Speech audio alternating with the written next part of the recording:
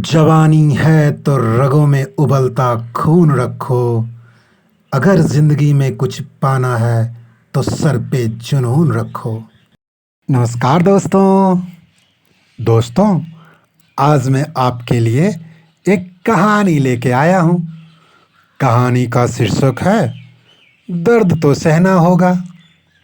दोस्तों, एक बार एक मूर्तिकार अपनी छेनी और हथौड़ी से एक पत्थर को भगवान की मूर्ति का आकार देने का प्रयास कर रहा था। जैसे ही वह छेनी पर अपना हथौड़ा चलाता, वह पत्थर चिल्लाने लगता और कहने लगता, ये क्या कर रहे हो? मुझे इतना मार क्यों रहे हो? मुझे बहुत दर्द हो रहा है, तकलीफ हो रही है, पीड़ा हो रही है। मुझे अपने हाल पर छोड़ दो और यहाँ से चले जाओ।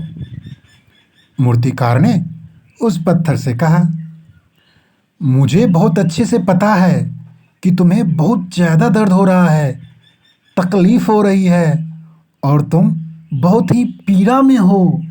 लेकिन यदि आज तुमने इस दर्द को नहीं सहा, इस तकलीफ को नहीं सहा, तो जीवन भर तुम यहीं इसी प्रकार से पड़े रह जाओगे। मुझे पता है कि तुम में आगे बढ़ने की अपार संभावना है। तुम एक बहुत अच्छे पत्थर हो, लेकिन यदि तुम इसी प्रकार से रहोगे तो कभी भी आगे नहीं बढ़ पाओगे। इतना कहकर मूर्तिकार औजार उठाए ही थे कि पत्थर फिर से चिल्लाने लगा, गिड़गिड़ाने लगा, विनती करने लगा कि मुझे अपने हाल पर छोड़ दो। मुझे पता है कि जीवन के लिए कौन सी चीज़ सही है और कौन सी चीज़ गलत है। मुझे बहुत ज़्यादा दर्द हो रहा है। अब मैं इस तकलीफ़ को बहुत ज़्यादा नहीं सह सकता। मैं जिस हाल में हूँ उस हाल में ही छोड़कर मुझे तुम यहाँ से चले जाओ। उस मूर्तिकार ने फिर से उस पत्थर को समझाने की बड़ी कोशिश की। ज़्यादा अधीर मत बनो और अपने सब्र को बनाए रखो। थोड़ी देर और इस दर्द को सहो। यदि इस दर्द को सह लिया तो मैं भगवान की मूर्ति के रूप में तुम्हारी स्थापना करवाऊंगा और फिर दूर दूर से लोग तुम्हारी पूजा करने आएंगे और पंडित और लोग तुम्हारी सेवा करेंगे। लेकिन पत्थर ने उस मूर्तिकार की एक भी बात नहीं मानी। वह चिल्लाता रहा और अपनी बात पर अड़ा रहा। मूर्तिकार ने उस पत्थर को समझाने की बहुत कोशिश की, लेकिन वो पत्थर नहीं माना। अब मूर्तिकार भी थक चुका था और वह उस पत्थर को छोड़कर आगे बढ़ गया और थोड़ी दूर जाकर देखा कि एक और बहुत ही अच्छा सा पत्थर वहाँ पड़ा हुआ है। उसने छेनी और हथौड़ी उठाई और उस पत्थर को मूर्ति बनाने के लिए वो तैयार हो गया। मूर्तिकार ने छेनी और हथौड़ी का वार दूसरे पत्थर पर जारी रखा।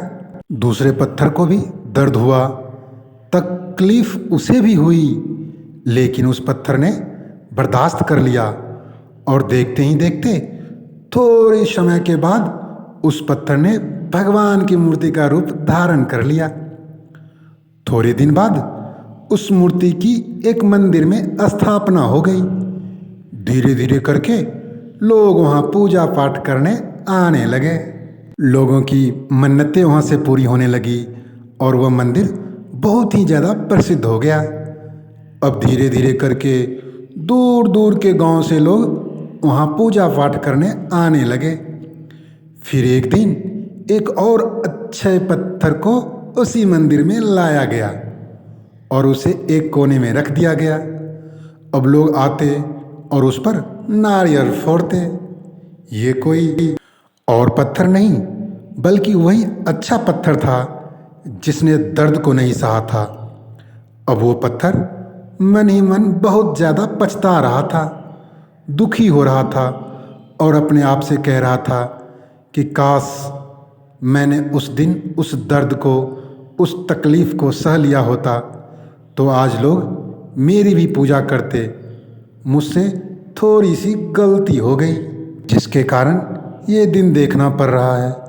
अब जब तक मेरी ज़िंदगी है मुझे प्रत्येक दिन दर्द सहना है दोस्तों, आप भी अपने जीवन में हमेशा याद रखिएगा कि जब भी आप अपने करियर की शुरुआत में किसी काम को कर रहे हो, पढ़ाई कर रहे हो या कोई भी काम कर रहे हो और उसमें आपको दर्द हो रहा है, तकलीफ़ हो रही है, ज़्यादा मेहनत करना पड़ रहा है, तो आप रुकिएगा मत। किसी और नए रास्ते की खोज मत करिएगा, क्योंकि कोई और रास्ता आपको सफलता नहीं दे सकता है। आपको उस दर्द को, उस तकलीफ़ को सहना ही होगा और उस दर्द को, उस तकलीफ़ को सहकर आप ज़्यादा मजबूत बनेंगे और तभी आप अपने जीवन में आगे बढ़ पाएंगे। और जीवन में हमेशा याद रखिएगा कि आपको पहले पत्थर की तरह नहीं बल्कि दूसरे पत्थर की तरह बनना है। यदि आप इसे कहानी समझकर आगे बढ़ रहे हैं तो एक बार फिर मैं आपको चेतावनी देना चाहता हूँ। जब आपके पढ़ाई लिखाई का समय ख़त्म हो जाएगा, नौकरी का उम्र समाप्त हो चुका होगा और आप कहीं भी किसी भी काम करने को मजबूर हो जाएंगे, तब आप ज़रूर सोचेंगे, काश मैं भी पढ़ लिया होता। लेकिन उस समय ये बातें सोचने से पछतावा के अलावा कुछ नहीं मिलता, क्योंकि आपका समय सीमा समाप्त हो चुका होता है। Like, share, subscribe.